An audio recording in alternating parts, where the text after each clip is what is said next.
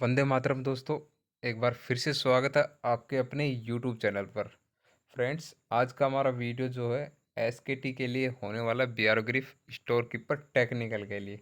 इस वीडियो में मैं आपके लिए मोस्ट इम्पोर्टेंट ट्रेड के क्वेश्चंस लेके आया हूँ, एमसीक्यूज लेके आया हूँ। ओके फ्रेंड्स, ये एमसीक्यूज एग्ज़ाम की दृष्टि से अति महत्वपूर्ण है। आज का हमारा लेक्चर 1 होने वाला है। आज की हमारी ये एमसीक्यूज की सीरीज शुरू हो चुकी है। ओके, इस सीरीज के अंदर हम 1000 प्लस एमसीक्यूज को कवर करेंगे। ओके, इस आपकी जानकारी के लिए बता दूं, एसकेटी का कंप्लीट कोर्स यहाँ पर एप्लीकेशन पर आपको अवेलेबल हो जाएगा। आप दिए गए नंबर पर आप मैसेज कर सकते हैं। तो मैं यहाँ पर एमसीक्यूज हिंदी और इंग्लिश दोनों में करवाने वाला हूँ। ओके, तो आपको ज़्यादा से ज़्यादा ट्राई करना चाहिए कि इंग्लिश में आपको ट्राई करना है। ओके, एमसीक्यूज को इंग्लिश में पढ़ने का ज़्यादा से ज़्यादा कोशिश करना है। तो चलिए फ्रेंड्स, स्टार्ट करते हैं बिना किसी देरी के। आज का हमारा स्टोर एमसीक्यूज पहला क्वेश्चन है यहाँ पर। Question number 1, stores ledger is maintain in the store बही खाता। स्टोर लेजर यानी बही खाता किसके द्वारा मेंटेन की जाती है? स्टॉक लेजर का रख रखाव किसके द्वारा किया जाता है? तो यहाँ पर ऑप्शन दिया गया है, sales department, store department, cost accounting department और यहाँ पर एडमिन डिपार्टमेंट। तो पता है फ्रेंड्स आपको, अगर आप थ्योरी क्लियर कर लेते हैं तो आपके एमसीक्यू जो है काफ़ी इजी हो जाएंगे। आपको देखते ही इसका आंसर पता चल जाता अगर आपकी थ्योरी क्लियर होती तो। ओके, तो थ्योरी के नोट्स आपको ऐप पर अवेलेबल करवा रखे हैं। अब हमारी एमसीक्यूज की सीरीज शुरू हो चुकी है। तो स्टोर लेजर किसके द्वारा मेंटेन किया जाता है? तो ये किया जाता है कॉस्ट अकाउंटिंग डिपार्टमेंट। सी यहाँ पर राइट आंसर होगा। लागत लेखा विभाग के द्वारा स्टोर बही खाता का रख रखाव किया जाता है, मेंटेन किया जाता है। अब बात कर लेते हैं बिन कार्ड। तो बिन कार्ड जो है एसकीटी स्टोर कीपर के द्वारा बिन कार्ड का रख रखाव मेंटेन किया जाता है,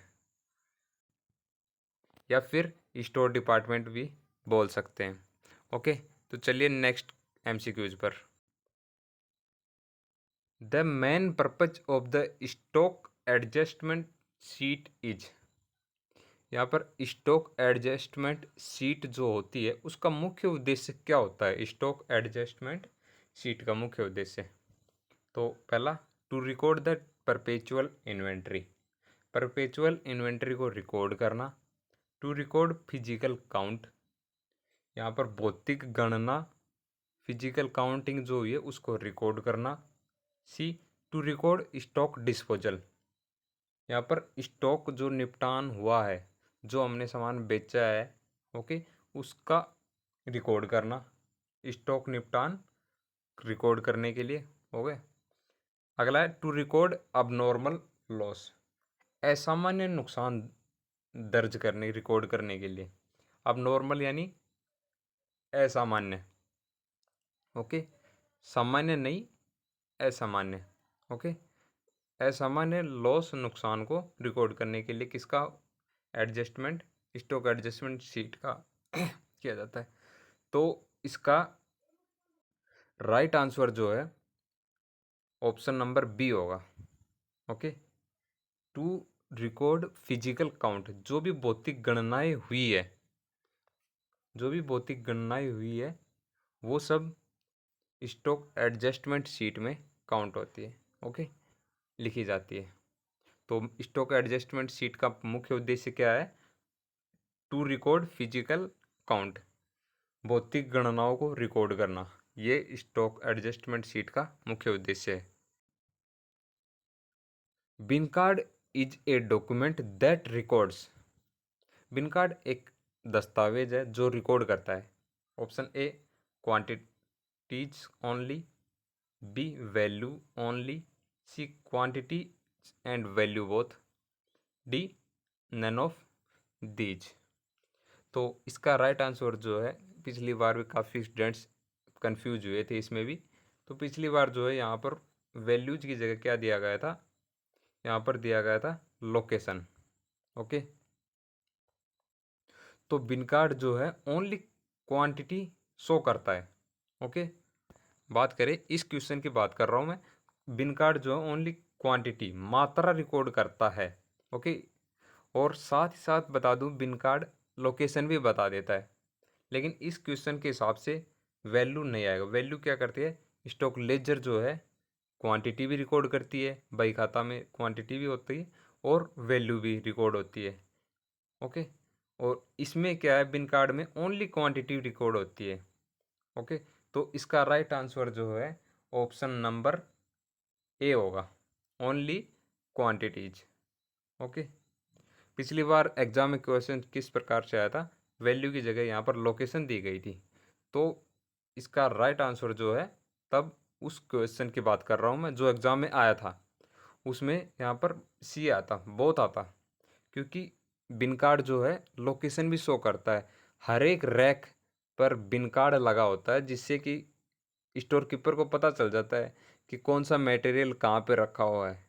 रैक की सहायता से बिन कार्ड को पता कर लेता हूँ। अगला क्वेश्चन है, A level Khalistan level is the inventory level at which entity place new order. Okay, तो इन्वेंटरी लेवल का वह स्तर जहाँ पर एक नया ऑर्डर जो है तैयार किया जाता है। ओके, तो वह कौन सा लेवल है जिस पर नया ऑर्डर तैयार किया जाता है, प्लेस किया जाता है। तो option A maximum stock level, minimum stock level, buffer stock level, और इसका राइट आंसर जो है डी, रीऑर्डर लेवल। ओके, पुनः आदेश स्तर।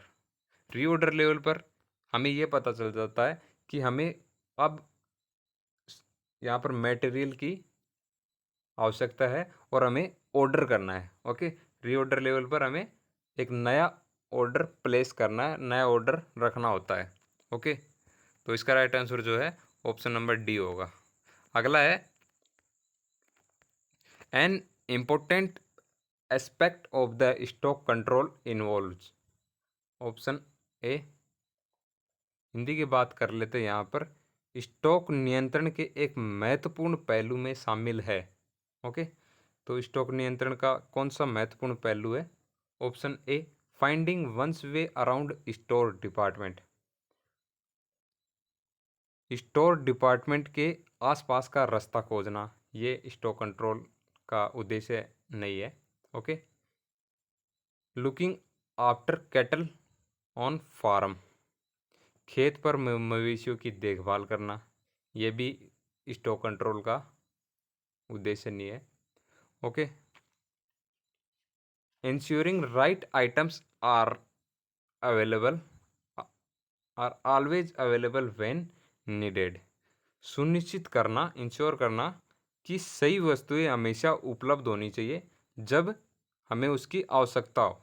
ओके, हमें जब आवश्यकता हो तब हमें सही वस्तु हमेशा उपलब्ध होनी चाहिए। ओके, तो ये उद्देश्य है, यहाँ पर इम्पोर्टेंट एस्पेक्ट है स्टॉक कंट्रोल का, यहाँ पर स्टॉक नियंत्रण का ये पहलू है। Ensuring counting the number of the staff work in store, store में काम करने वाले कर्मचारियों की संख्या की गणना करना, ये भी एस्पेक्ट नहीं है। ये भी गलत है, ये भी गलत है, ये भी गलत है, तो इसका राइट आंसर जो है सी होगा। Okay, material is issued by store keeper against, store keeper के द्वारा मटेरियल यहाँ पर जारी किया जाता है, इशू किया जाता है। Okay, option A, material requisition के तहत, मटेरियल ऑर्डर के तहत, सी, गुड रिसीव्ड नोट के तहत, परचेज रिक्विजिशन के तहत। तो यहाँ पर रिक्विजिशन यानी मांग पत्र। ओके, मटेरियल मांग पत्र, सामग्री मांग पत्र। ओके, तो जब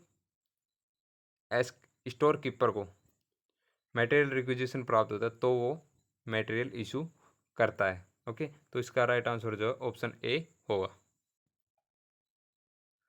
अगला है FIFO means first inside first outside, further in further out, first in first out, first into first out.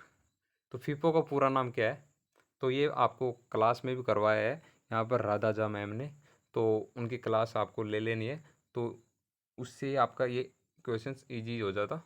Okay, तो फीफो का पूरा नाम क्या है? फर्स्ट इन फर्स्ट आउट, यानी जो पहले आएगा वो पहले बाहर जाएगा, यानी जो स्टॉक के अंदर पहला पहले आता है वो पहले बिकेगा। ओके, तो फर्स्ट इन फर्स्ट आउट सी यहाँ पर राइट आंसर होगा। अगला है material management is also called, सामग्री प्रबंधन कहलाता है, यानी सामग्री प्रबंधन को और क्या कहते हैं? Control and logistics management, distribution planning, both of above, none of these. Control and logistics क्या होता है? यहाँ पर ट्रांसपोर्टेशन लेकर चल सकते हैं, जिसमें सामग्री को एक स्थान से दूसरे स्थान पर भेजा जाता है या प्राप्त किया जाता है, जिसके द्वारा ट्रांसपोर्टेशन के द्वारा, वो सब लॉजिस्टिक्स कहलाते हैं। ओके, डिस्ट्रीब्यूशन प्लानिंग, तो मटेरियल मैनेजमेंट में क्या आता है? ये दोनों ही आते हैं। ओके, तो सी यहाँ पर राइट आंसर होगा इस क्वेश्चन का, बोथ ऑफ द अबो, दोनों ही आएगा इसका आंसर।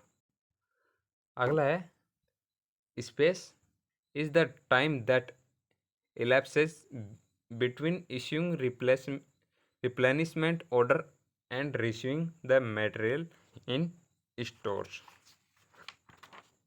अब हिंदी की बात कर लेते हैं। वह समय है, खालिस्तान वह समय है जो पुनः पूर्ति आदेश जारी करने और स्टोर में सामग्री प्राप्त करने के बीच बीत जाता है, वो समय क्या कहलाता है? यानी कि हमने ऑर्डर बोला है और हमने ऑर्डर प्राप्त किया, प्राप्त करने के बीच का जो समय होता है, जैसे मैंने आज ऑर्डर बोला है, ओके, रिक्विजिशन लगाइए, आज मैंने ऑर्डर बोला है और मैंने 5 दिन बाद में ऑर्डर प्राप्त किया, मैंने जो भी मैंने मंगवाया है वो 5 दिन बाद में प्राप्त होता है, तो इस बीच के अंतराल को, इन 5 दिनों को क्या कहते हैं? तो इन 5 दिनों क्या बोलते हैं? Lead time. ओके, तो मैं डायरेक्ट बता रहा हूँ आपको, इसको बोलते हैं लीड टाइम। जब हमने ऑर्डर रखा है और ऑर्डर प्राप्त किया, उसका बीच का समय क्या है? लीड टाइम कहलाता है। ओके, तो बाकी को आपको छोड़ देना, वहीं पे आपको कर देना है। लीड टाइम बी है इसका राइट आंसर होगा। खालिस्तान are the basic material which have not undergone any conversion since they are received from supplier. Hindi की बात कर लेते हैं। खालिस्तान मूल सामग्री है जिनका आपूर्तिकर्ता से प्राप्ति के बाद से कोई रूपांतरण नहीं हुआ है, यानी कि हमने आपूर्तिकर्ता जो कौन है? जिसने हमको आपूर्ति किया है, ओके, सप्लाई किया है, तो जिसके बाद से उसका कोई भी ट्रांसफॉर्मेशन नहीं हुआ है, रूपांतरण नहीं हुआ, जैसा हम लाए थे वैसा का वैसा ही है। ओके, तो उसको क्या बोलते हैं? तो उसको बोलते हैं रॉ मटेरियल। ओके, तो मैंने डायरेक्ट बता दिया आपको, रॉ मटेरियल क्या होता है? कच्चा माल। ओके, और WIP का पूरा नाम क्या है? Work in progress. ऐसी वस्तुएं, कच्चा माल जिन पर काम चल रहा है, बीच में है, ओके, प्रक्रियाधीन है, वर्क इन प्रोग्रेस कहलाते हैं। फिनिश्ड पार्ट, ओके, जिन पर काम हो चुका है वो बिकने के लिए तैयार होते हैं, वो फिनिश्ड पार्ट, फिनिश्ड गुड्स कहलाते हैं। ओके, तो हमने सप्लायर से प्राप्त किया माल जो भी है सामग्री, और वो वैसा का वैसा है, कोई ट्रांसफॉर्मेशन रूपांतरण नहीं हुआ है। ओके, तो वो क्या है? रॉ मटेरियल जैसा है। कच्चे माल को हमने प्राप्त किया था, कच्चा माल ही हमारे पास गोदाम में रखा हुआ है, कोई उसका रूपांतरण नहीं हुआ है, तो इसका राइट आंसर आप अपने लोकल लैंग्वेज में यूज कीजिए, आप आराम से आंसर दे पाएंगे। अगला है the concept of EOQ is related with. अब काफ़ी स्टूडेंट्स को, नए स्टूडेंट हैं, उनको EOQ का पूरा नाम भी नहीं पता है, तो EOQ मतलब इकोनॉमिक ऑर्डर क्वांटिटी। ओके, तो EOQ ये इम्पोर्टेंट है, इस बार डेफिनेटली 110% एग्जाम में छपने वाला है EOQ, तो आपको ये क्लियर कर लेना फ्रेंड्स, लिख के दे रहा हूँ। ये क्वेश्चन इस बार पक्का छपने वाला है EOQ से रिलेट। ओके, तो EOQ आपको क्लियर कर लेना है। ओके, तो the concept of EOQ is related with, EOQ की धारणा किससे रिलेट है? ओके, कंसेप्ट किससे रिलेट है? तो EOQ option A quality, economic, order, quantity. तो क्वालिटी यहीं पे क्रॉस हो गई, टाइम भी यहाँ पर क्रॉस हो गया, कॉन्ट्रैक्ट क्रॉस, तो ये इकोनॉमिक, ऑर्डर, क्वांटिटी है, यहाँ पर क्वांटिटी आएगा, डी इसका राइट आंसर होगा। ओके, EOQ क्या है? इसमें सही मात्रा का ऑर्डर किया जाता है। ओके, कि कितनी मात्रा हमें ऑर्डर करनी है, प्लेस करनी है, तो डी यहाँ पर राइट आंसर होगा। अब है what is utility of location size code. यहाँ पर स्थान आकार कोड की उपयोगिता क्या है? लोकेशन साइज कोड की उपयोगिता क्या है, क्यों उपयोगी है, किस कारण से उपयोगी है?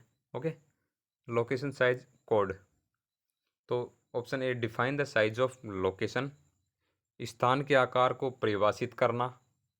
Okay, define the capacity of location in terms of quantity, यहाँ पर मात्रा के संदर्भ में, क्वांटिटी के संदर्भ में, टर्म्स में, यहाँ पर कैपेसिटी, स्थान की क्षमता को परिभाषित करना, ये क्या? Location size code, define location. तो इसका राइट आंसर जो है ऑप्शन नंबर बी होगा। यहाँ पर मात्रा के संदर्भ में, क्वांटिटी के संदर्भ में, यहाँ पर स्थान की क्षमता को, कैपेसिटी को यहाँ पर क्या करना? परिभाषित करना, डिफाइन करना, क्या कहलाता है? ये यूटिलिटी है, उपयोगिता किसकी? लोकेशन साइज कोड की। ओके, तो B will be right answer. अगला है which store accounting system is also known as replacement rate costing.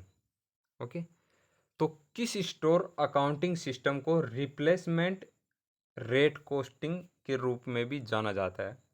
तो किस स्टोर अकाउंटिंग सिस्टम को रिप्लेसमेंट रेट कॉस्टिंग के रूप में जाना जाता है? Option A LIFO, FIFO, C average cost method, market value system. तो ये जो है friends, D market value system को रिप्लेसमेंट रेट कॉस्टिंग के रूप में भी जाना जाता है। ओके, मार्केट वैल्यू सिस्टम को। Which technique is used by inventory management for cost reduction. Inventory प्रबंधन द्वारा लागत में कमी के लिए किस तकनीक का उपयोग किया जाता है? इन्वेंट्री मैनेजमेंट में यहाँ पर आपकी कॉस्ट, लागत को कम करने के लिए किस टेक्निक का उपयोग किया जाता है? Option A company wide codification of items, company द्वारा आइटम का व्यापक कोडिफिकेशन यानी संहिताकरण, कोड देना किसी भी स्टोर में। ओके, सेम आइटम को यहाँ पर पहले उनका क्लासिफिकेशन करना, फिर उनको कोडिफिकेशन करना। पिछली बार भी एग्जाम में क्वेश्चन आया था, ऑलरेडी आपको एप्लीकेशन पर आपको देखने को मिल जाएंगे इसके नोट्स। बी स्टैंडर्डाइजेशन, मानकीकरण करना, waste and scrap control. Okay, all of these. तो इसका राइट आंसर जो है ऑप्शन नंबर डी। ओके, तो इन तीनों का यूज करके हम क्या कर सकते हैं? कॉस्ट, लागत को हम कम कर सकते हैं, रिड्यूस कर सकते हैं।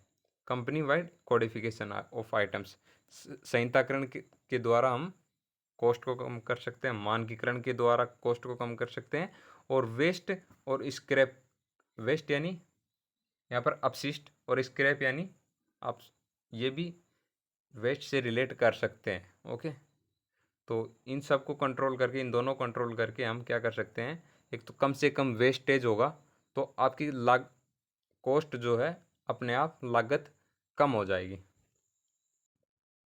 और आपका प्रॉफिट बढ़ेगा। तो इसका राइट आंसर जो है डी होगा। अगला है which store accounting system involves A detailed analysis of market price and trends.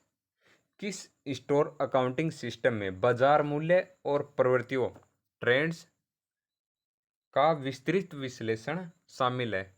यहाँ पर किस स्टोर अकाउंटिंग सिस्टम में बाजार मूल्य, मार्केट वैल्यू, मार्केट प्राइस और ट्रेंड्स का विस्तृत विश्लेषण शामिल है। Option A FIFO, B standard cost system, C market value system, D average cost system. तो इसका राइट आंसर जो है ऑप्शन नंबर बी होगा, स्टैंडर्ड कॉस्ट सिस्टम। अगला है which of the system keeps track of each withdrawal और addition to inventory continuously. Okay, कौन सी प्रणाली लगातार प्रत्येक निकासी जो विथड्रॉ करते हैं, ओके, निकासी या जोड़ एडिशन पर नज़र रखती है? कौन सी प्रणाली लगातार प्रत्येक निकासी और जोड़ पर नज़र रखती है? तो option a fixed quantity system, a continuous inventory system, A perpetual inventory system, a fixed period system. तो मैंने आपको पहले बताया था परपेचुअल इन्वेंट्री सिस्टम, यहाँ पर continuous inventory system, continuous inventory system को क्या बोलते हैं? पीरियोडिक भी बोल सकते हैं। ओके, तो पीरियोडिक।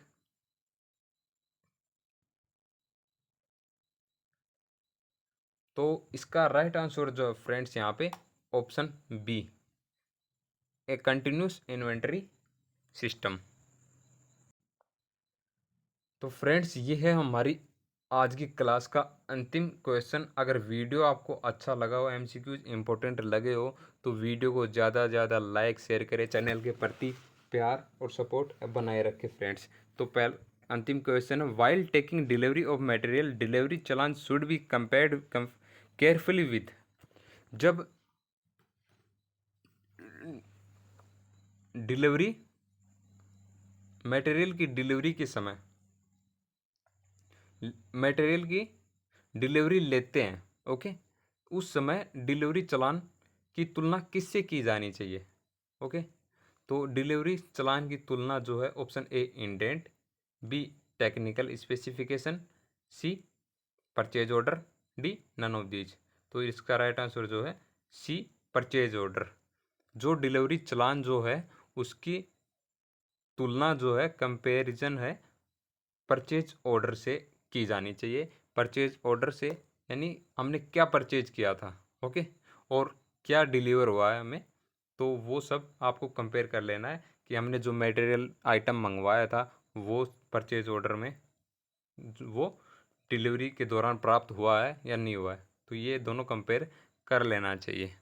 तो फ्रेंड्स मैंने अपनी तरफ से पूरी कोशिश की है आपको एमसीक्यूज समझाने की। ओके, तो उम्मीद करता हूँ आपको ये अच्छे लगे होंगे। मिलते हैं नेक्स्ट वीडियो में, तब तक के लिए स्टे होम स्टे सेफ। जय हिंद।